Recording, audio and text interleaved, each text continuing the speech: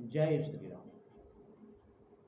ओम वक्रतुंड महाकाय सूर्यकोटि समप्रभ निर्विघ्नं कुरु मे देव सर्वकार्येषु सर्वदा। जब कन्या की विदाई होती है, माँ की उस समय क्या हालत होती है ये सुनो।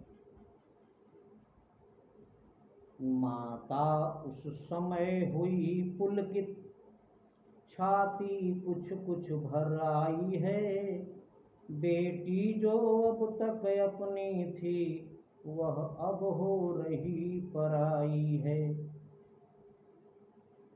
देखें सब लोग कि तप क्या है, यह कन्या कर दिखलाती है। माँ बाप जिसे दे देते हैं, उसकी ही वह हो जाती है। फिर उसको ही सर्वस्व मान, सेवा में तत्पर रहती है। उसको मालिक की तरह मान, खुद दासी बनकर रहती है।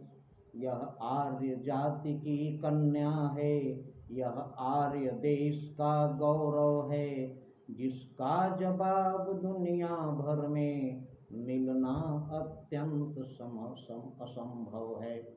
जय श्री राम।